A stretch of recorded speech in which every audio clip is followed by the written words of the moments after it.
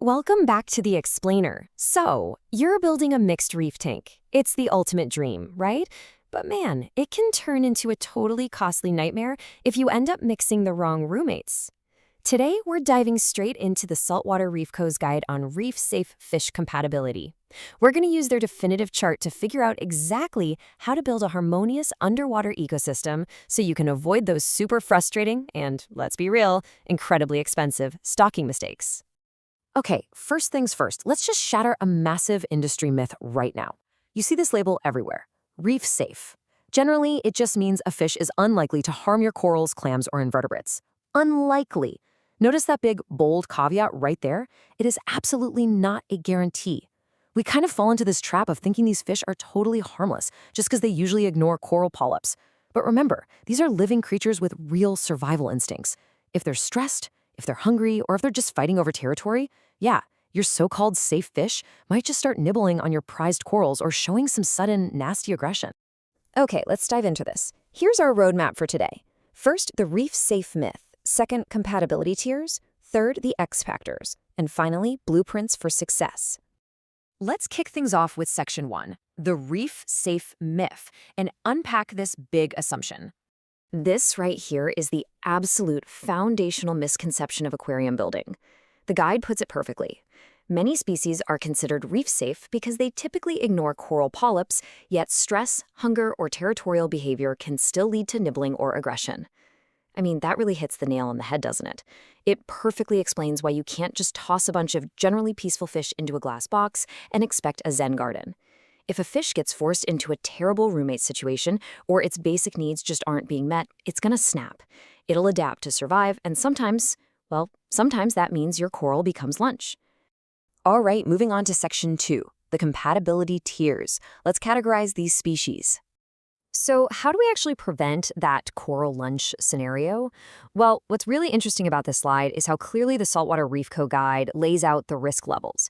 Let's look at the good tier. These are your commonly reliable reef-safe species. We're talking clownfish housed in peaceful communities, gobies, specifically the watchman and sand sifter varieties that aren't overly aggressive diggers, cardinal fish, assuming you've got the appropriate sizes and numbers, and blennies, provided they've got stable rockwork and adequate food. Honestly, if you meet their basic environmental needs, these guys typically coexist beautifully. They're your absolute safest bet for a drama-free tank. But then we get to the conditional tier. And look, yes, these fish are stunning, but they definitely come with a warning label. They are reef-safe sometimes. It completely depends on the tank environment and their behavior.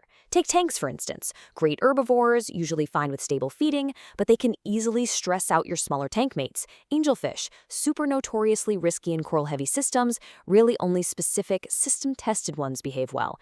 Wrasses vary wildly depending on the exact species, so how you introduce them and your feeding routines are absolutely critical. And hey, even your invertebrates, like cleaner shrimp, are conditional. You've got to add them with super slow acclimation, or else your curious fish are going to test them to see if they're a snack. And that brings us to the avoid tier, basically the danger zone. These are the much higher risk species for your corals. Butterfly fish live here because, honestly, they naturally eat sessile invertebrates, the stationary ones, like your corals. Sure, there are unpredictable exceptions, but it's a massive gamble. You also really want to steer clear of most large predators, fin nippers, highly territorial rock dwellers, especially if your tank is small, and, of course, known coral eaters. The biggest headache here? Those finicky species that act fine one day, and then the second they get stressed, boom, they switch their diets and suddenly decimate your prized polyps. Let's pivot over to Section 3, the X factors. These are the hidden environmental triggers. Because here's the thing, knowing the tiers is literally only half the battle. There is a totally different dynamic between a brand new setup and a mature reef. And this is wild. Even a technically reef-safe species can become a total coral hazard depending on the tank's maturity. Think about it. A fish dropped late into a mature established reef, where territories are claimed and microfauna is buzzing, is going to behave completely differently than if you drop that exact same fish into a sterile, unestablished tank where it feels the need to aggressively claim a blank slate. So the crucial point is you have to run down this specific checklist before adding anybody. First, check your coral exposure. Mixed tanks packed with small polyp corals are just naturally higher risk. Check your feeding stability. An underfed fish is a hungry fish, and a hungry fish will inevitably sample a coral to survive. Check territorial pressure. You've got to provide enough hiding spaces and group similar temperaments together. Size matching is big too. No way should you put a tiny fish next to a massive fast chaser. And lastly, quarantine. Always quarantine. It brings stress way down and lowers the chance you'll have to make emergency rush fixes in your main tank, which, let's be real, almost always triggers nipping.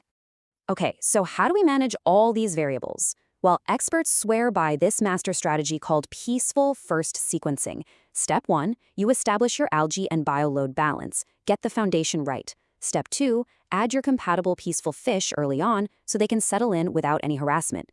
Step 3, hold off on introducing those assertive, bossy personalities until much, much later. You want to wait until the tank's microfauna and routine feeding are completely stable. By building up the tank's defenses first, you're absolutely ensuring long-term harmony. Let's move to Section 4 and see how this builds into practical application. Blueprints for success. Let's look at some real-world pairings. First up, the beginner-friendly reef. This blueprint mixes a clownfish with either a goby or a cardinal fish alongside a blenny. Why does this work like an absolute charm? Because these fish naturally divide the tank into totally distinct living spaces. They focus on separate niches, the sandbed, the rockwork, and the open water column. Because they aren't competing for the exact same real estate, they act like the ideal respectful roommates. It drastically reduces the chance of direct conflict. Blueprint number 2 is the invertebrate forward reef. If you're someone who loves shrimp and crabs, pay attention here. You'll want to make small, peaceful wrasses with your cleaner crew and round it out with non-nipping midwater fish. But listen, the vital takeaway here is strict discipline. You have to absolutely avoid adding any fish with a history of picking at polyps or testing the cleaner crew. One impulsive purchase, and your beloved cleaner shrimp is suddenly a very, very expensive afternoon snack. And our third blueprint, the herbivore inclusive reef. Tangs are incredibly popular, but as we covered, they're conditional. To pull this off, you want to mix those tang-type herbivores with super calm tank mates. But here's the catch. You have got to provide ample swimming space and highly consistent feeding to keep their aggressive tendencies in check. You also have to watch out for stress if you decide to keep very small fish in this exact same setup, because a large, fast-swimming tang can easily intimidate them. Which brings us to the ultimate bottom line from the Saltwater Reef Co-Guide. The golden rule for the unsure. If you don't know a specific species, always treat it as conditional until you can confirm 3 things. Number 1, its typical diet in captivity. Number 2, whether it has a known history of harassing corals. And number 3, how it behaves in comparable reef setups. Please, do your homework on its diet and behavior before it ruins your carefully cultivated tank. Building a mixed reef tank is such an incredibly rewarding journey, but man, it demands patience and strategy. Every single fish you add fundamentally changes the dynamic of your entire underwater world. So, taking a hard look at your current setup, the hiding spaces, the feeding routines, the residents already swimming around, is your tank truly ready for its next resident? Think about it, put these blueprints to work, and happy reef building. Thanks for hanging out with me on this explainer, and I'll catch you next time.